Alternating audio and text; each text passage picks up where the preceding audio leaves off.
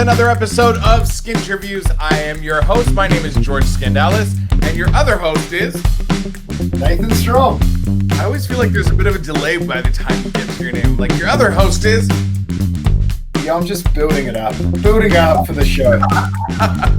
What's going on, Nathan? How are you? You know, the funny thing about tonight, George, is say whatever it is in isolation, we're shawarma as a family tonight, and I'm getting ready for the show, showering, doing my hair, and I clean my teeth, you know, like as though I'm going out, you know, to meet and greet people. You actually brushed your teeth for the first time in isolation. I did. Amazing, right? The hair.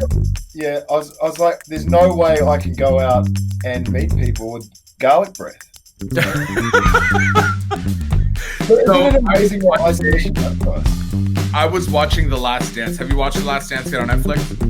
No, I haven't. With Michael Jordan? The whole thing.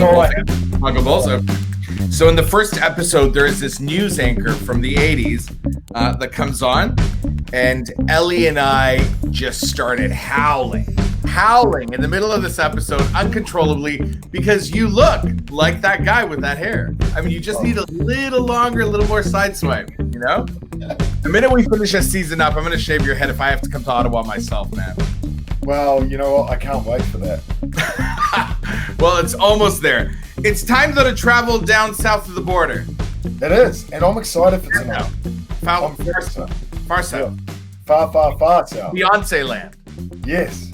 It's total Beyonce land. Everything's bigger in Texas. And this guy comes from H-Town, Houston. Welcome to the show, Dr. Suneel Chilukuri.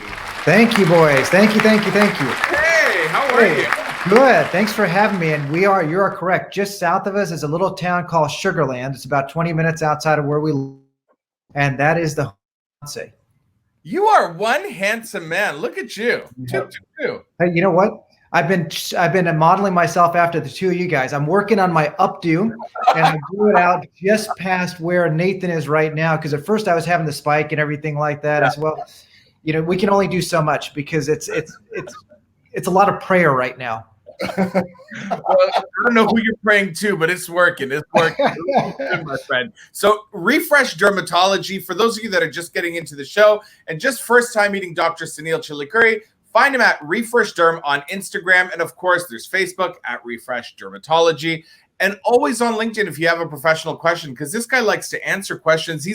We were backstage talking. He's already saying, you know, if anybody needs any questions about COVID, which we'll talk about in the interview, to head over to the website for Refresh Dermatology. And of course, you can always find him on LinkedIn if you want to shoot a question his way. We're going to get the questions out of all the stuff that we want to know, and then you can get all your business stuff out at another time. But I want to know about you.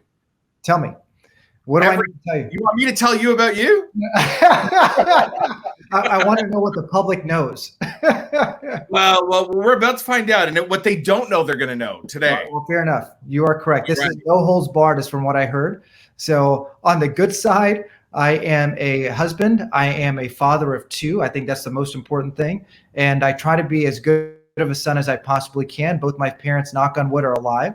So we're blessed in so many ways. You know, we talk about COVID and this has given us an incredible opportunity to just hang out with family. It's incredible. Yeah, it's amazing. That's a silver lining to all this. I think we talk about it a lot on the show. There's this massive global effect that's happening where we're giving time a different value than before, and the way we spend our time. So it's an amazing thing that's happening. Unfortunately, for the people that are sick, you know, we hope everyone gets better and healthy, and we in our prayers with anybody that we've lost. But there's silver lining to every situation. Yes, that's for sure. We got to find the positive in it all. So. Well, look at you guys. You got some kind of crazy COVID glow going on. I don't know what kind of masks and stuff you're doing at home, but I know something's going on at home. You know, we've got a couple of dermatologists we know. For those of you who are out there who don't know Nathan and George, normally they look a little road put up wet after a weekend. And this is Monday. And I'm telling you, their skin is glowing. I'm not sure if you're looking at this live, but look at these guys, man. You know what we do, right? We film these and we get a lot of our doctors to tell us a lot of personal things that they wouldn't normally tell us. And then we tell them for treatment. We do this, right? Well, come on down south. We got lots of stuff here, and everything's bigger. Just like you said, we have so many. It's incredible. That sounded very, very wrong, but that's the point of Skinterviews. Oh my God! The last person that told me to come down south and we got something bigger down here. It didn't work out so well. All right. Let's get right into this. We're gonna go back to day one. Your parents decided to name you. Your full name at birth, is it Suneel Chilukuri? Full name. That's it. No middle name. And were you named after somebody specific, or is there any meaning behind your name that has significance? Actually, it's interesting. My aunt, who's my mom's sister, youngest sister, she was always the fun one and having a blast. And she loved movie actors and actresses and things like that. So she named me after a movie actor, but changed the name to specify that same movie actor. So instead of Sunil, it's Suneel. And then, of course, there's other nicknames that come along with that. So when I was born, I had big dimples, just like Nathan does. And so that was my nickname growing up, was Dimple. Dimple. I like that. Dimple, Dr. that's it. Dimple. We had Dr. Pimple Popper on here. Yeah, exactly. Dr. Dimple Popper. I like it. All right. And so were you born in the U.S.? No, I was born in India. I was born in Guntur, India. So for anybody who's from the homeland, it's Andhra Pradesh. Nice. And when did you guys immigrate to the USA? We emigrated over here in 76 or 7? A long time back. We've been here a long time, and enough to get rid of my accent and make sure I can mostly fit in. No, I'm sure you'd fit in no matter where you went. You got a personality that's larger than life. We have fun. Tell me about your family. So you said you have 2 wonderful kids. How old are they? We've got 2 daughters, and you can see from the pictures, some of those pictures, 2 of those are mine. On the top left, those are my extended family. Those are my godchildren. I've got 4 more of those. And in the center, you see my wife right there. And on all the other pictures, it's my 2 daughters. So one just turned 12 April 19th, and the other little one, she is now 9. So we have a good time. Oh, beautiful family. Congratulations. Thank you. Congratulations. Luckily, they look like my wife. Thank God. It would have been bad otherwise. She's beautiful. She's beautiful. I married above my pay grade. You know how I met her, right? I told her that I know the 2 of you. I know. No, I told her that I know the 2 of you guys, and she's like, "Really?" So she was using me to get to you guys, but it was too late. It happened. I wore her down. It happened. So you owe it's all quite a bit. 100%. But I always use my motto: persistence always beats resistance. Right? I love that. Because when you see, and Nathan's seen my wife with me, and when you see the 2 of us, you're like, one of these things doesn't match, right? And Nathan's like, I don't understand. Like, how did you end up with him? And I popped around the corner. I said, persistence always beats resistance. Yes, sir. I like that. I like that. Well, the best way to ensure good skin is marry a dermatologist, right? So for sure. Poor thing, because now she doesn't tan, and she's trying to use that new T-shirt. Pale is the new tan. I said, not really, hun, but we'll go with it. So tell us a little bit about growing up and your school years. Sure. So we moved around a lot. So we were in New York, just outside of New York in the Bronx. And then we moved from there every 4 years, we moved from there to Albuquerque. So we're at the base of the Santa Fe Mountains. Then we moved from there to just outside of Chicago, actually just across the border. It's called Munster, Indiana, about 20 minutes outside of Chicago. I had a blast there. And really that's where the bad influences started. So I always hung out with people a little bit older than me. And so we're going into the city and having a great time. I think it was 12 or 13. We had fake IDs and everything. And then moved down to Houston my senior year, or just shortly before my senior year of high school, and have been down in Houston for a lot of time now. So we moved from here after school. I moved to UCLA to do some residency in surgery, plastic surgery, moved back to Houston to do my residency, my future residency in dermatology, and then I moved to the East Coast. It's I know it's both of y'all's safety school, but I did my fellowship at Yale and ended up there for a little while. Ended up in New York for several years and moved back down south about 12 years ago. Wow! So I moved around. Yeah. So was being a doctor always on the cards? Oh no! Please come on. First they had to kick me out of the movies first. And then I was like, all right, I guess I need to study. I can't just sleep my way to the top. I tried, but it didn't work. It wasn't for lack of trying, that's for sure.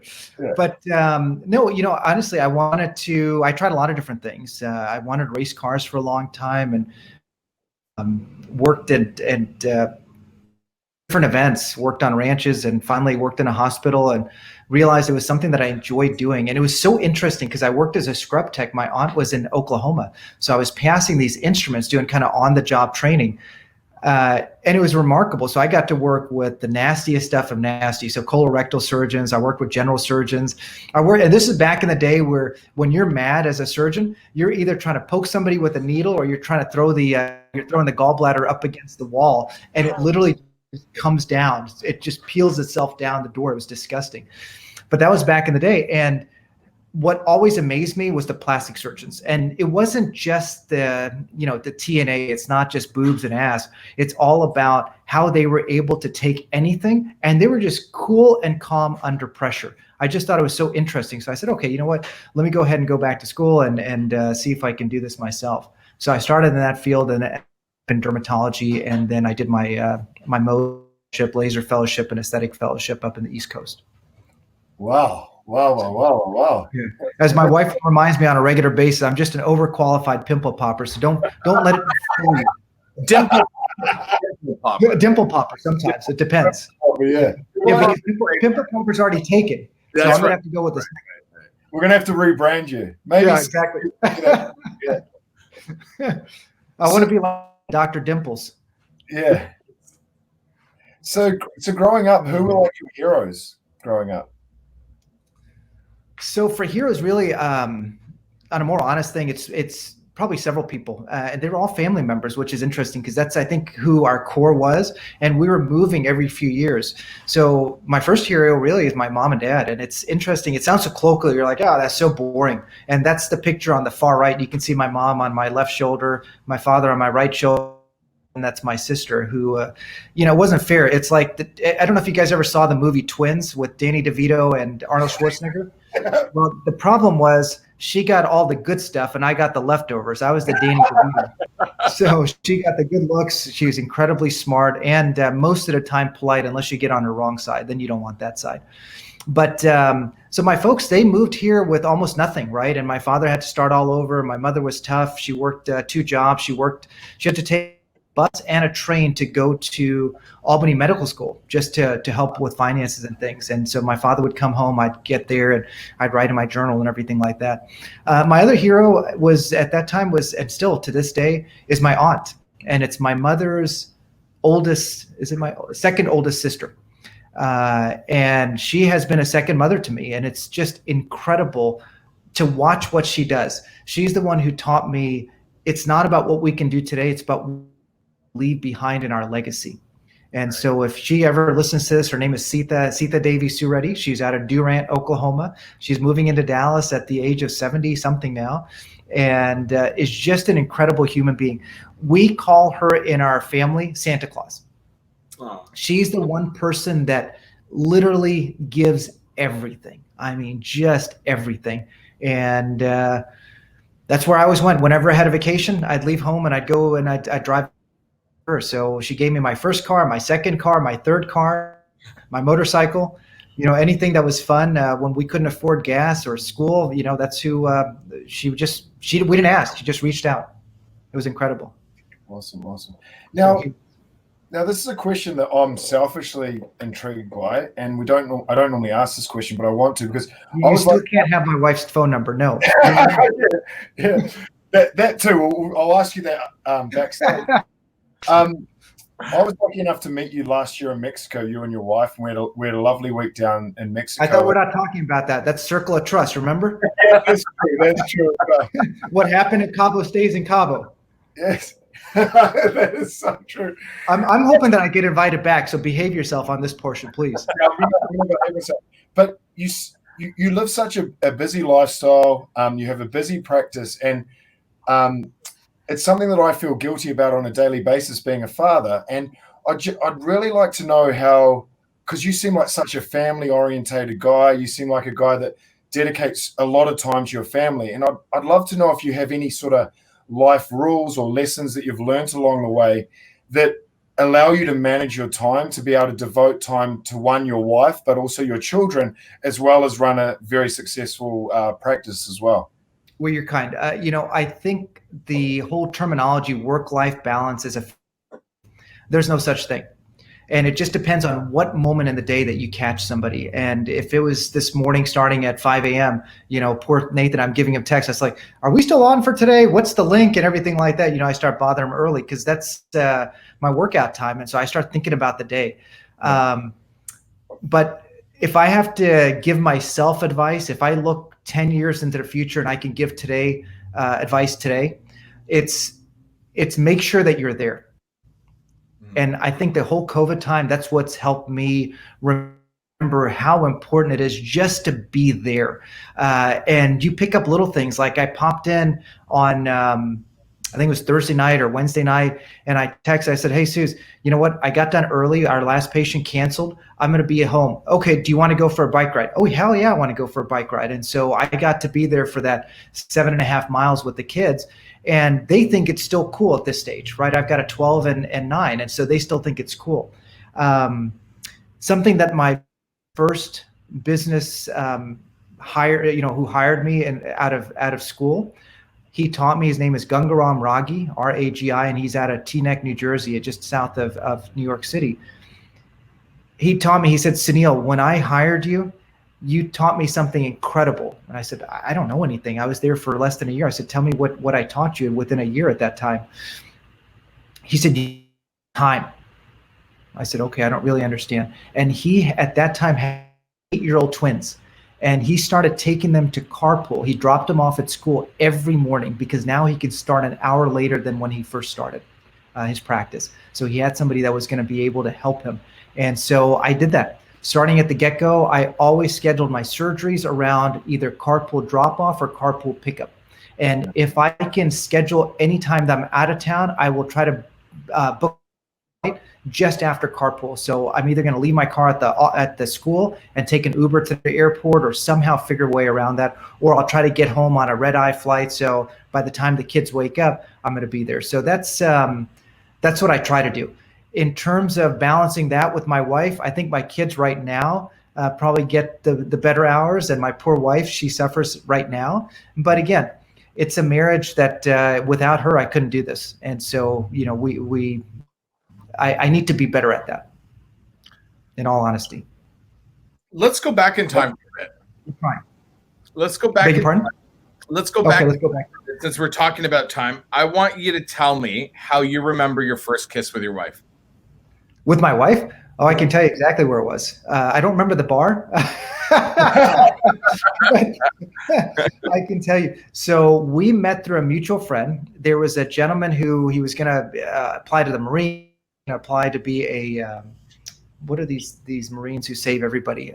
The Navy SEAL. He was going to be a Navy SEAL, and so he introduced Susan and me, and we went out, and it was the end of a night. There might have been a little bit of alcohol involved, and she was getting ready to move to Argentina. She'd met a gentleman sometime the summer before, or maybe 2 summers before. She was selling her car. She was moving down there. Now she's going to deny it because she's like, no, I wasn't going to really. Okay, you're getting rid of your lease. And so, okay. But regardless, so we met, and we had a fantastic time. And all I can say is I was the victim.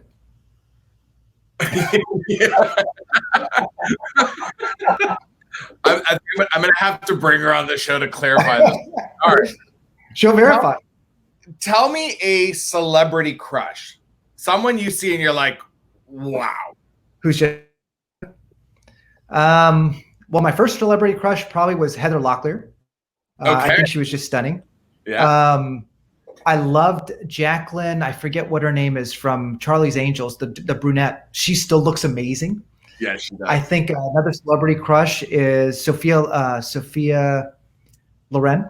Sophia Loren? Yeah. She exudes this vibe. It's incredible, right? She's just sexy. The way she holds her head, and at 80 something, she's just stunning. So I still have those celebrity crushes. If I met somebody in person, I don't know. I think that still to this day, I've been fortunate. I married way above my pay grade, so I can't say that I would step down on my wife. But back in the day, sure, Heather Locklear or Jacqueline. Do you sing in the shower? Not well. Not well. Not no. well. Do you sing with your kids? Not well. Are you going to give us the last song? But when nobody's around, I sound just like Bruce Springsteen. Oh. Well, listen, chances are nobody really watches our show. So if you want to sing a couple of times, trust me, I don't want to break a microphone. I've already broken cameras. That's why they only shoot me with a Canon. Tell me the last lie you told your children. Last lie. So that's easy. They wanted to go for either bike ride or sit in the pool. And they said, "Daddy, are you tired?" "Nope, I'm not tired. I'm freaking exhausted." But of course, we're gonna tell those white lies. But honestly, other than that, we try not to lie to our kids at all. Even if there's something bad in the news, my wife's a little bit more hesitant to let them know. But I think it's important to let them know what's going on and to listen to their feelings. I think to me that's very, very important. Amazing. Cool. Yeah, so we have fun. I love that. Let's talk about cooking then in the household. So who's the head chef in your household? My wife is the head chef under duress. That's the problem. But if you ask the kids who's a better cook, I think you're going to get a different answer. And it starts with 2 thumbs, and it may say this guy right here. So what's your signature dish then? If you're cooking a special night, like if say Skinterviews is coming over for dinner, what are you cooking us up? Tacos. Oh. I mean, it's a mean taco. So it's a little bit of spice. And then when nobody's looking, I add a few other things inside there. So it does pretty well. I'm perfecting my meat spaghetti dish. So pasta, I'm a pasta person. Pretty decent with ribeyes, burgers, right? So you get out to, it depends on which season you're coming in. If you had come last week, you'd be getting some amazing meat, ribeyes and burgers on the Barbie. Yum. Okay, we're planning it. So we're going to plan a trip down. Come anytime between October and May. That's when the weather is spectacular. Okay, we're coming. But you're allowed to also invite 3 other people. They could be dead or alive. Who's inviting? Who's coming? And why? I would invite the youngest version of my grandfather. So when he was a teenager or a young adult, because he had 5 children. He literally sacrificed his life to put these kids through school and get them an education. So I think that'd be unique because he used to tell us these stories and I was too young and too bored at the time to really listen to his stories. I think that'd be interesting. I think President Bush lived such an amazing life where he went from a sports star to to head of the CIA, to all kinds of heads of states of Congress, and then going into being a vice president and then president. That journey, I think, would be incredible just to hear it from him. And I had the pleasure of knowing him when he was alive, and to hear him tell stories was remarkable. For my third, I don't know, really. I'd probably have the 2 of you guys together. I'd have to trade you out. I'd have to have you tag team out because you both look fun. We'd have a good old time. It's all Nathan. It's all Nathan. And George, you don't know Nathan about 4 shots in. It might have been 2, but we'll say 4 for his sake. He gets to be a lot of fun. And he's a fantastic dancer too. And that's what this clothes on. You should see him at about 6 shots or 8 shots. God. I saw him. It wasn't dancing. He was laying on the floor. That was the problem. That was a different kind of dance. It was a horizontal dance. It wasn't working out for that bush. Yeah, no, it wasn't. So I need to be careful here because both of you know too much about my personal life. So we've talked about your busy life, and we've talked about the fact that life's chaos with the wife and the kids, the practice. But when you get a little bit of time to yourself to relax and chill out, what do you go to? What's your thing you like to do? Before kids, it was easy. It was either racing cars or riding a motorcycle. That's, to me, quiet. This day and age, really, it's the gym or any type of physical activity. I think that's my peace and quiet. Even if my headphones don't work, I'll pop them in, just go to town, and oftentimes the headphones don't work and they don't have anything in them, but I don't want to be bothered. So I try to go early in the morning to the gym. I'm what I consider to be a forced extrovert. I'm an introvert that's a forced extrovert. So I'm perfectly happy by myself. And if I'm out and about, I like to entertain. I want to make sure everybody around me is having a great time. But otherwise, I'm happy just in my own little world. So I'd go to the gym. I would run. I'd probably go doing marathons because then I can get that 26 miles of just peace and quiet. It's just me pounding the pavement. See, that's all me. I'm totally the same way about being an introvert, except for the gym. Yeah. See? I wake up at 6 a.m. and I eat. For every part that you eat, I'll be at the gym. Yes. And you want me to teach you a couple things? I can teach you a couple things for at-home gym work. You mean more than right hand or left hand? You can use a six-pack curl with your left hand. Exactly. And then with your right hand, you can do a what is this called? Roundabout to get to your mouth to put the dessert in. Yes. Roundabout, six-pack curl. Roundabout, six-pack curl. At least I'm going to have a good chest, but the belly's still going to be. Hey, we got M-Sculpt for that. Don't worry. I got M-Sculpt. I've got all kinds of devices. This is the difference between Nathan and I. When I have the shots and hit the floor, no one's picking me up. Welcome to my world, man. I didn't know that we're that much alike. At least I've seen them step over you. They just step on me as if, oh, I think I hit something. You didn't just hit something. You stepped on me. That's awesome. So we're very blessed and lucky, the three of us, to work in a phenomenal industry, an industry which has so much innovation, an industry where you wake up every morning with that feeling inside your stomach with you can't wait to get to work. And I want to bring up some photos here that some of the cool people you've got to meet at work. Can you talk us through some of these? 100%. Let's start with the top right. This nice gentleman, I've had the opportunity to work with him for the last 3 years at the Maui Derm Conference, which happens to be in Maui. Nathan, if he is not sponsoring you to go to Maui Derm, I would suggest it because I am sure that you're going to wow them and bring in new clients. So next year I will see you in January. And this nice gentleman trusts us with his face. He's close to 60, very, very fit. He looks quite a bit like the most recent James Bond, and just a great human being. And he's so kind because he requests me every time I come back. He says, no, I want that doc from Houston. Well, that's a huge honor. On the bottom right, you see my buddy George Bush. Unfortunately, this was in his later days. So he's just a great human being, an incredible person, so kind to everybody that he comes into contact with. And if you look at the far left, this was a photo shoot. If I remember correctly, it was in Argentina. And I was there giving a series of talks, launching a new product for high fem technology. It's Sculpt. And it really was the first of its class to be able to activate muscle, to build muscle. There was nothing like it in that area in that time. So it was pretty remarkable. And in the center, you're going to see that's Britney Spears. That's Andrew Orden from The Doctors. That's Jason Emmer, who's so famous. He's in Beverly Hills. And then on the far left, that's my buddy from The Hangover. Zach Galifianakis. Yeah.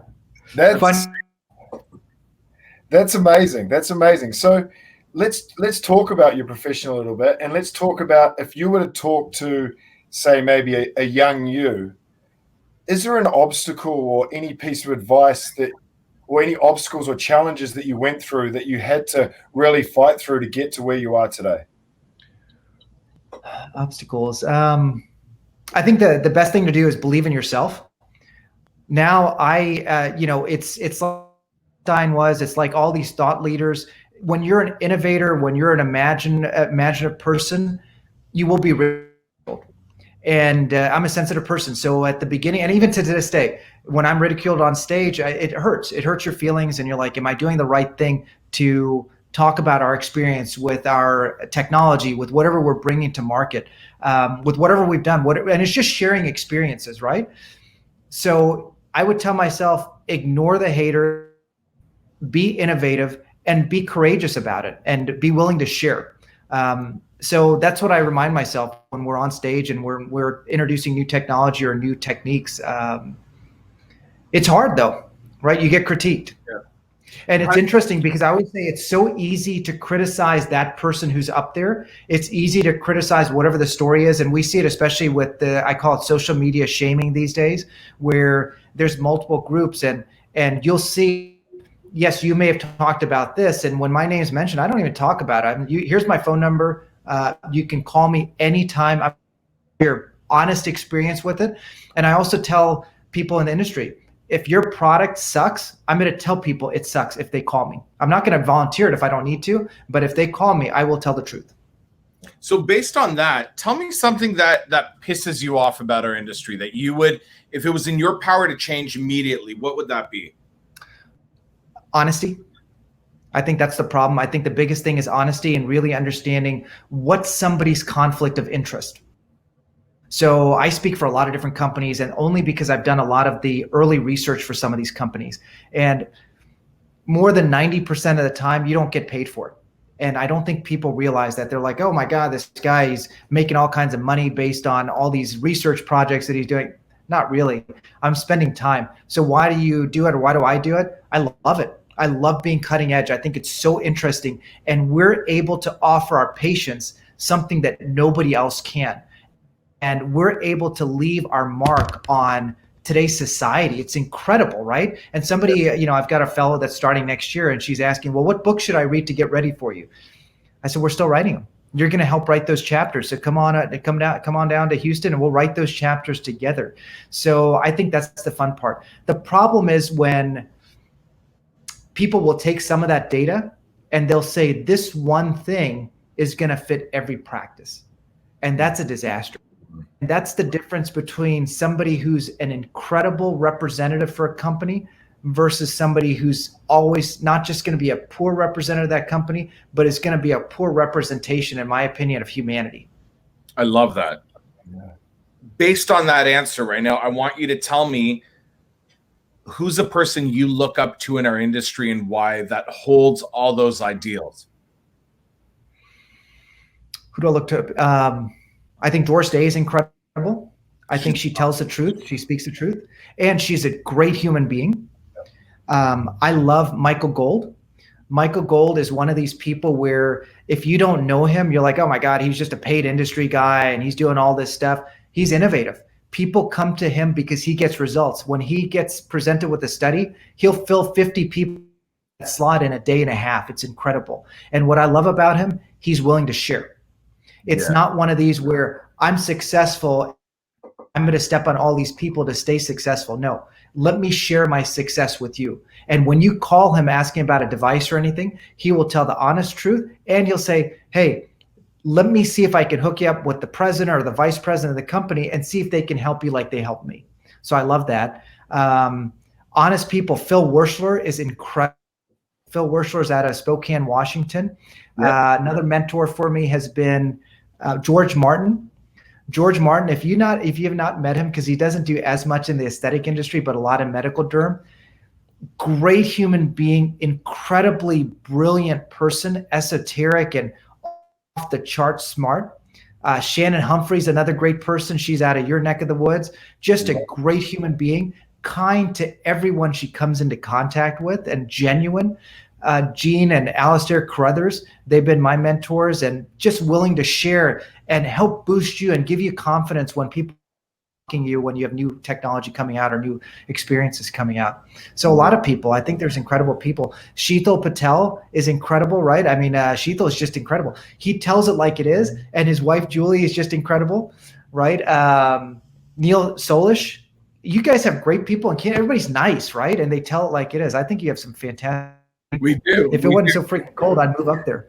I want you now speaking. We usually ask this in the beginning of the interview to find out funny stories about when people were young, but I want you to tell me the most embarrassing moment or a funny story when you were giving a presentation that happened to you during our industry. During our industry? In our industry, something you can think of, or maybe another time when you were giving a presentation. I can tell you about when I was giving a presentation. It wasn't So I was in 4th grade. I won some award, some ridiculous thing that I'm sure there was some, math on or some crap like that. And so you go up there and you have to stand in front of everybody. And I had these buck teeth, I looked all jacked up. And so wearing my 70s outfits with my fake Keds, we couldn't afford the real Keds. So I got these Woolworth version of Keds. And I'm standing up there and all you have to do is introduce yourself with your name and where you're from. My name. I mean, I couldn't remember my name to save my life. I kid you not. And I was like, I'm and my folks were in the front row mouthing it to me, and I couldn't understand them because even when you're talking without an accent, when you're trying to mouth words with an Indian accent, it still looks different. So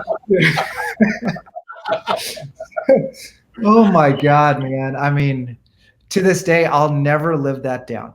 Oh my, that's amazing. Amazing. That down. I'm going to let Nathan take over here with COVID because I want to hear all about what you guys are doing down there. And I know that you have some cool stuff on your website. So talk to us about that. What do you want to know, Nathan?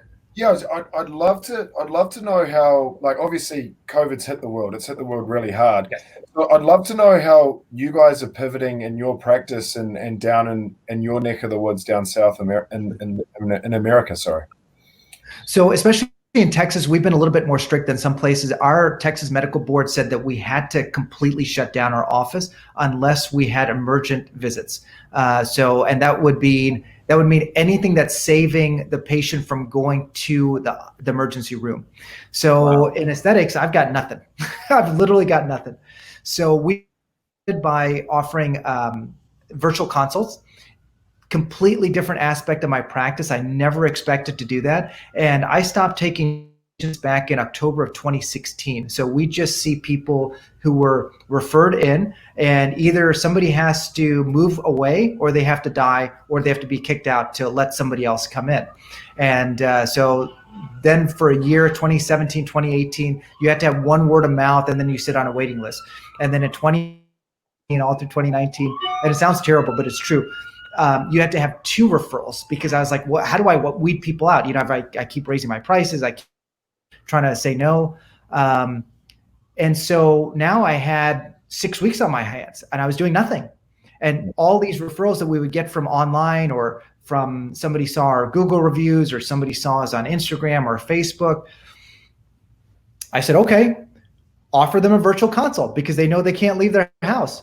It was very unique. And so all these patients that had acne scars or scars of some sort, most of it wasn't wrinkles, it was pigmentary issues and scar. It's been incredible. So not only do you get to meet them just like this, where you're face to face and you're literally like this close to them and they're looking at you the whole time. So you have to make a connection, right?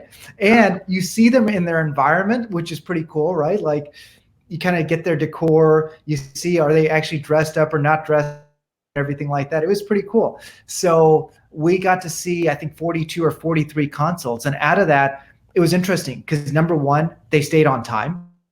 Number two, we can kind of see whether they would be a good fit for our practice and really one of our aestheticians and if we can offer them something or not. And number three, I can start them on the prep work. So I could either mail or drop off their skincare to get their skin healthy enough to when they come in for the actual consult that I can do something for them.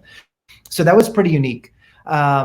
With reopening, we started that process about a week before we thought we might even be able to reopen. And so we created protocols and entire team walking through it. And so one person would be the model patient and one person would be the staff member that's going to be treating. And so we took it from multiple ways to see what that was. And so if you do jump on our website, I mean, I think we have a nice website, but really the only thing that you want to pay attention to is the front page.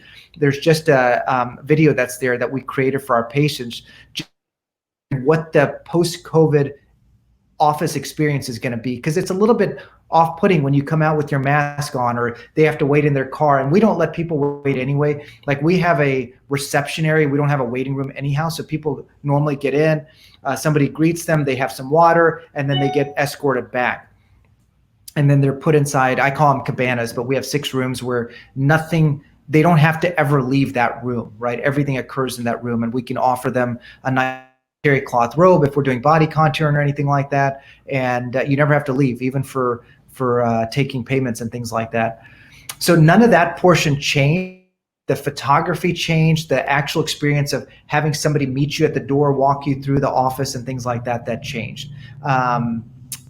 So it's been interesting. And I was telling both Nathan and George, anybody who wants to know those protocols, I'm happy to email them to you. You can either DM me or I think it's something like that on these 2 social media platforms, and I'm happy to share. Just send me your email address and I'll share anything that we have.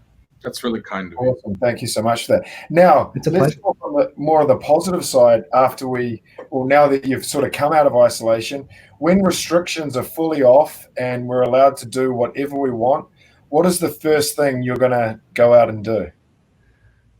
I'm going to take the kids to get fajitas and margaritas. I love that. Fajitas are for me. The fajitas are for the kids. There's something about letting somebody else serve you and just making sure that your margarita is not ever empty. I think there's something to that. And there's a social atmosphere. I would love to take our team to happy hour again. I think that's always fun, and just to kind of unwind. That's my ultimate goal. And I'm looking personally from a selfish standpoint. I want to go back to the gym. I want to I'm getting back into some normalcy, and it's not even about the workouts. I've adjusted my workouts to be able to go from home, but to see that there's other people who are working out with you and some normalcy to it. How about you guys? I want a massage and I want to go for all you can eat sushi. Okay. And the gym. So all jokes aside about the whole weight thing, I've gained a lot of weight during COVID. There's a term for it. It's called COVID-19. Yeah. Literally, it's been so. You know what? I'm not a heavy workout person. I'm not the kind of guy that's going to go do like major weight routines and stuff like that. But I was going to the gym 3 to 4 times a week, and even on the days where I didn't feel like running, I would at least get on that treadmill like you do, headphones in, even if there's no music on it, and I would walk for an hour. I live a lot inside my head, so I work out reading my head for the next couple of days, the next couple of weeks, the next couple of months. So I miss the culture of that, of going, putting on that gear to get on the machine and do what I'm going to do, 100%. Because it was a good way for me to completely disconnect. So, but the first thing, I really want a massage. I don't know why. It's hit me. I want a massage and I want sushi. These are the things I can't do at home. Well, I can do the massage part, but it's just not as good. Same thing with the sushi. It's just not as good. If you're married, I'm not telling your wife that her massage is not as good. Well, if I was married to a woman, that would be the whole problem there. But I'm married to a man, and if he finds out that I was married to a woman, that would really confuse things for him. Then I'm definitely not going to tell him that he's not as good of a massager as. Oh no! I tell him. It's motivation. Better. Honey, you could be like this. Yeah. Yes. And he says you could be like this, you know? There's different wants, desires, hopes, dreams. How about you, Nathan? Me, I want to hug a lot of people, obviously, but me, I want to go to a pub on a patio and have a pint with a few of my mates. I love it. And I will smash back that first pint very, very quickly, and then the second and third one, I'm just going to enjoy it. I love it. Well, we have fantastic down here with incredible drinks, and you can actually sit outside. It's beautiful. Come on down. I think that's got to be on our list there, eh? George, bring down. Nathan, bring your whole family down. We'd love to see you guys. I don't know if Interviews has it in the budget to bring the spouses. Yeah, it's just about the budget. Yeah, it's just the budget, I'm sure. It might be just a boys trip. Yeah. We get usually the quick fire questions, but being as positive a person as you are, and I like the way you think, tell me if you had the power to change one thing that you think is holding back our world today, what would it be? Holding back our world? Inability to listen. I think that's the thing that's holding back everybody. If you watch people, they're so worked up about what the next thing is that's going to come out of their mouth. They haven't even listened to what that other person is saying. Yeah. That's my one thing. Often enough. All right, let's get into these quick fire questions. I'm ready. You tell me. Right. They're usually this or that, yes or no, or one-word answers. I don't want you to put too much thought into this. The minute I ask you, gotta just. Have you not been in this space? There's nothing there, my friend. It's just. It's okay. You're pretty. You don't have to be smart. All right. So, red or blue? Red. Black or white? Sorry, say that one more time. You cut out. Red. Red. Black. Red. Red. No, I'm teasing. I do white. Okay. Sorry. What's the last question? Cats or dogs? A dog. Dog. Favorite drink? Mojitos, and followed by Bloody Marys. Cool. Champagne or wine? Champagne. Stuck in isolation for 12 more weeks. You can only take one skincare product with you. What is it? Retinol. Stuck in isolation for 12 more weeks. You can only take one of your two kids. Which one do you take? I would take my wife. Burger or tacos? Burger. Burgers or French fries? Onion rings. Coffee or tea? Neither. Nathan or me? Oh boy. This guy right here.